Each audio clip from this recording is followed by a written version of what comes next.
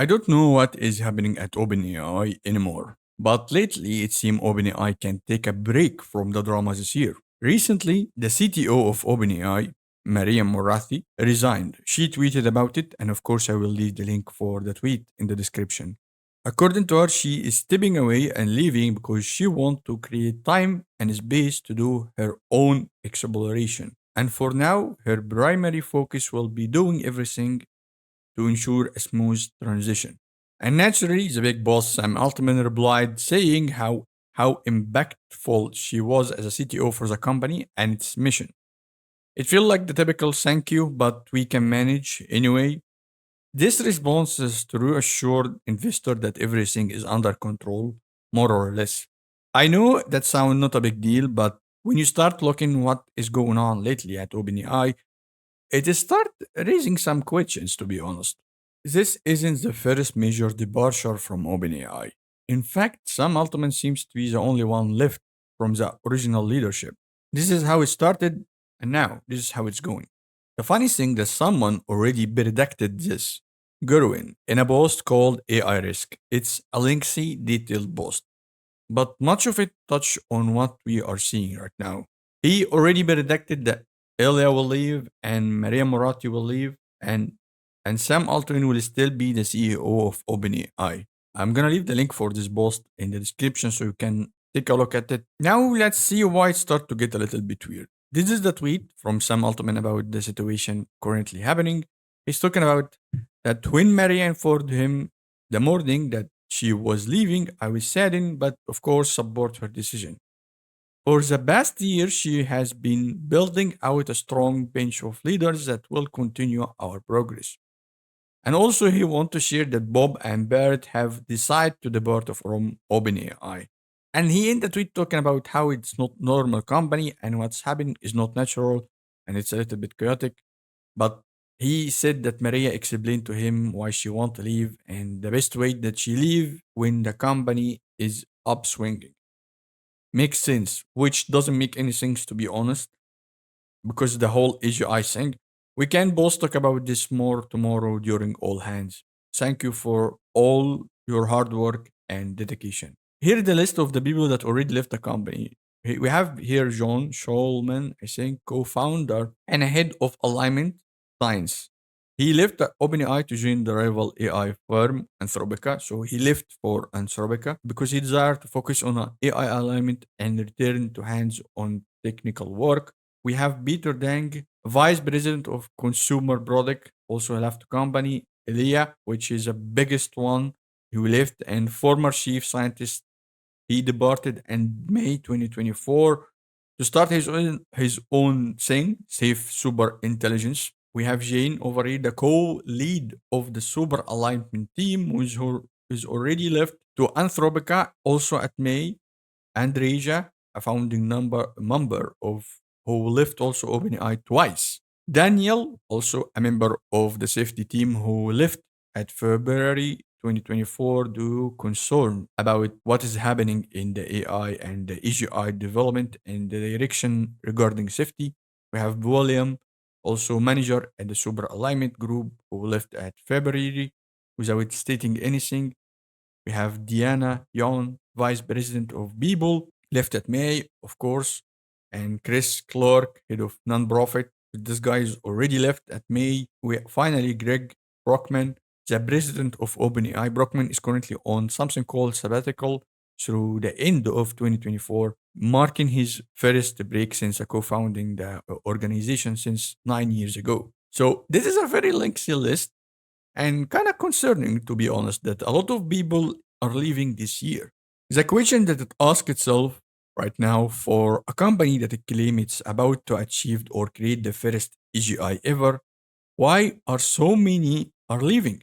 Why wouldn't they stay and have their name mentioned in the history of those who achieved such milestone? This is my top question right now. Let me know what you think right now in the comments. Back to our topic. The question that we should ask is what exactly happened in the beginning of this year that triggered this whole event? So I went back and researched more about OpenAI in the beginning of this year exactly, and I found things that might be a little bit alarming. OpenAI switched its policy to allow military application. So I found this article at TechCrunch. You will have the link for it, of course. This is the old policy of OpenAI. We don't allow the use of our model for the following: legal activity, child abuse, whatever, general generating of malware, activity that has high risk of physical harm, including weapon development and military and warfare. Okay, but this is a change right now. If you go to the new policy, you will not find this. Actually, I searching for it, but they switch it up to don't use our services to harm yourself or other. For example, don't use our services to promote suicide or self-harm, develop or use weapon, injure other or destroy property or change an authorized activity that violate the security of any services or system. The whole military and warfare have been removed. And this is a little bit concerning. I know that change in policy itself is not like saying the using a military aid, but the writer of this post, his name is Devin. Devin did a great job in this article because he actually sent an email asking OpenAI about their military usage, and he actually updated the article at the end. As of writing this, have not response. I will update this post if I hear back. And he got update. Then OpenAI offered the same statement, giving the intercept, and did not dispute that it's is open to military application and customers. So they're not denying it or saying yes, we are doing it. It's a little bit concerning, but I am getting my theory right now. The second thing that might trigger this event that happened also is removing the non-profit policy. This is article from Reuters talking about OpenAI to remove non-profit control and give some ultimate equity. This article is talking about that OpenAI non-profit will continue to exist and own a minority stakes in the for-profit company. This is very weird. A company that's own stakes in itself. This is kind of confusing for me. Maybe this is normal. Anyway, the chief executive Sam Altman will also receive equity from the first time for-profit company, which could be worth 150 billion. Wow!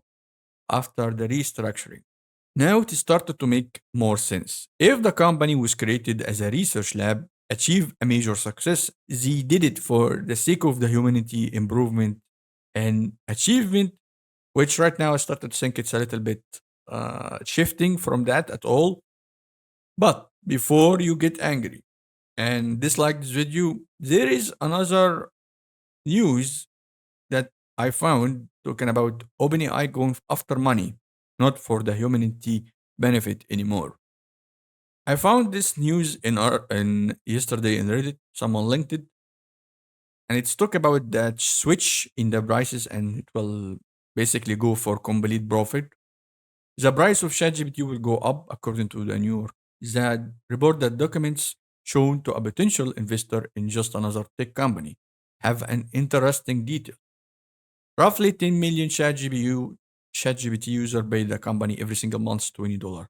According to the documents, OpenAI will raise this number to $2 by the end of this year and will aggressively raise it to 44 over the next 5 years, the document said. This proposed investment could value the company at 150 billion and give it 2 years to convert to for a profit business before funding becomes debt. And this is actually the article that mentioned this kind of stuff. I will leave it in the description. It's in the Verge. Title: OpenAI was a research lab. Now it's just another tech company. Now I have this theory. Somewhere along the way, OpenAI was doing great.